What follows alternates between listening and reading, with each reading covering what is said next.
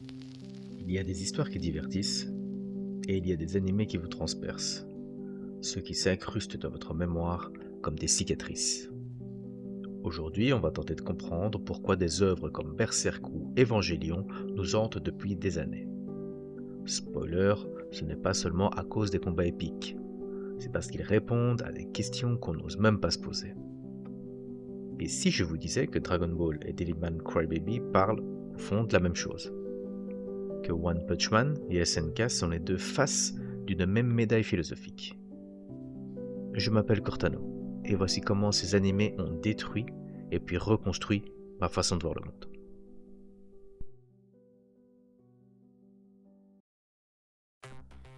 Depuis l'Iliade, la violence est le cœur des récits héroïques. Mais les animés japonais poussent le concept plus loin. Ici, la brutalité n'est pas glorifiée, elle est nécessaire pour révéler la vérité des personnages. Prenez Berserk. Le duel entre Guts et Griffith n'est pas qu'un combat. C'est une métaphore crue de la condition humaine.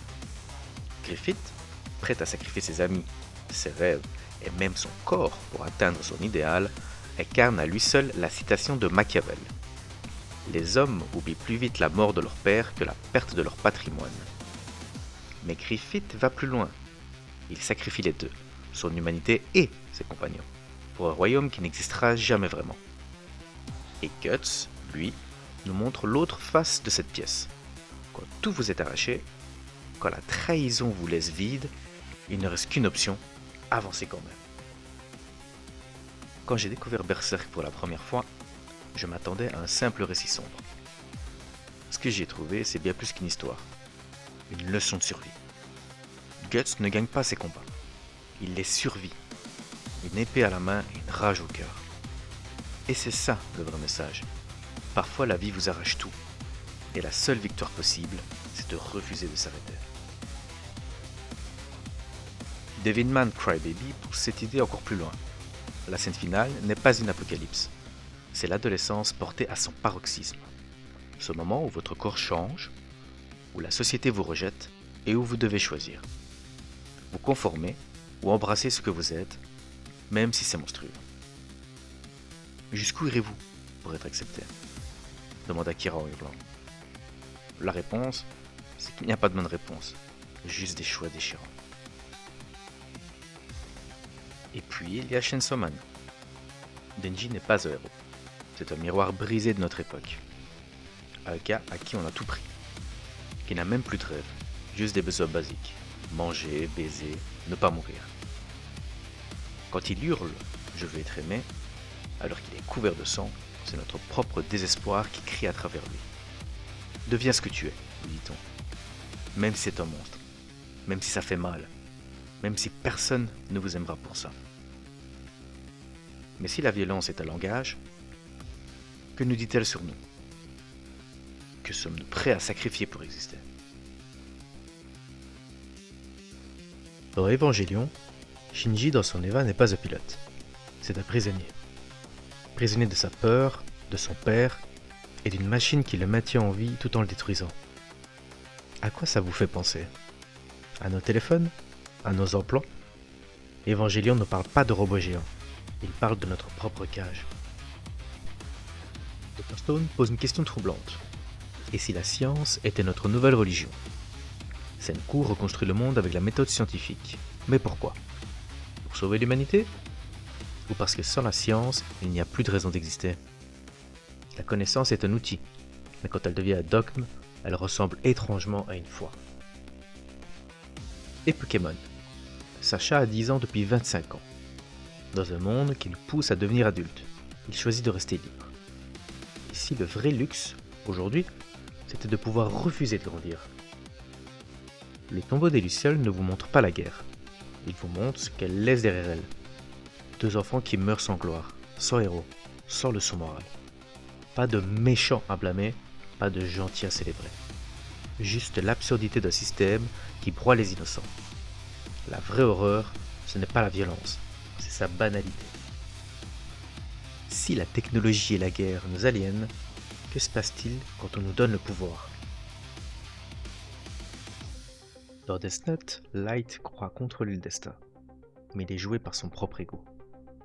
Comme le disait Nietzsche, celui qui combat des monstres doit veiller à ne pas devenir un monstre lui-même. Light découvre trop tard que le pouvoir absolu ne corrompt pas seulement, il isole absolument.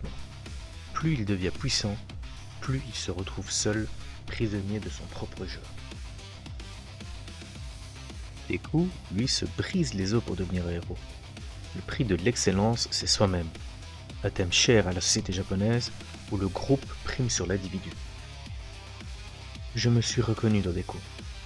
Ce gars qui se pousse à la limite, même si cela le détruit. Jusqu'à ce que Saitama me rappelle que la vraie force, parfois, c'est de ne pas en faire trop.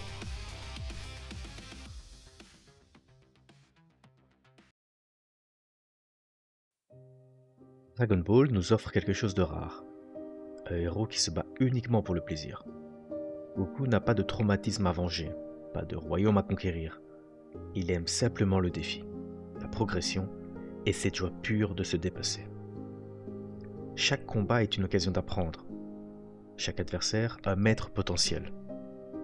Dans un monde où on nous dit que la souffrance est le prix du succès, Goku nous rappelle qu'on peut aimer l'effort lui-même, que la victoire n'est pas une fin, mais une étape parmi d'autres. À l'opposé, Cyberpunk Edgerunners nous montre David, qui combat par désespoir pur, nous rappelant que parfois, l'effort ne suffit pas, mais continuer quand même, c'est déjà une forme de victoire. Et puis, il y a ces héros qui nous montrent que la vraie résilience, c'est de choisir comment on affronte l'échec. Guts ne gagne pas ses combats, il les survit. David meurt en souriant. Shinra rit face aux flammes. 3 façons de dire la même chose. Parfois, la seule victoire possible, c'est de choisir comment on tombe. Dans One Punch Man, Saitama est invincible et s'ennuie. Camus avait raison. L'absurde naît quand l'homme cherche un sens à un monde qui n'en a pas. Tout a un prix. Choisis le tien. Fullmetal Alchemist résume ainsi sa philosophie centrale. Contrairement aux récits qui promettent des solutions magiques, cette série nous rappelle que la valeur des choses se mesure à ce qu'on est prêt à y investir. Et c'est cette idée que nos choix ont un poids, mais aussi une signification, qui en fait une œuvre intemporelle. Koro Sensei est un monstre qui enseigne. La vraie force, c'est de transformer sa monstruosité en quelque chose d'utile. Dans Demon Slayer, Tanjiro n'est pas fort parce qu'il gagne. Il l'est parce qu'il pleure, doute et continue. J'ai mis des années à comprendre que la vraie force, c'était de briser et de tenir debout quand même. Shangri-La Frontière nous montre une autre voie. Un héros qui gagne non pas en niant ses limites, mais en les acceptant. Dans un monde où tout le monde cherche la perfection, il prouve que la vraie force, c'est d'avancer avec ses faiblesses et non malgré elles. Alors. A-t-on réussi à comprendre pourquoi ces animés nous obsèdent? Pas tout à fait. Parce qu'ils ne sont pas faits pour être compris, mais pour être vécus. Ils sont des miroirs. Berserk nous montre notre rage. Evangelion, notre peur de l'abandon. One Punch Man, notre ennui. Dragon Ball, notre soif d'aventure. On a tenté de les analyser, de les disséquer. Mais leur vraie magie, c'est qu'elles nous forcent à nous regarder nous-mêmes. Moi, elles m'ont appris à affronter mes démons. Et vous, quel animé a été votre miroir? Dites-le en commentaire, parce que ces histoires, on ne les comprend vraiment qu'en les partageant. Et si vous voulez qu'on tente de comprendre autre chose ensemble, dites-moi quel thème explorer dans une éventuelle partie 2. Merci d'avoir regardé. À bientôt, si le destin le permet.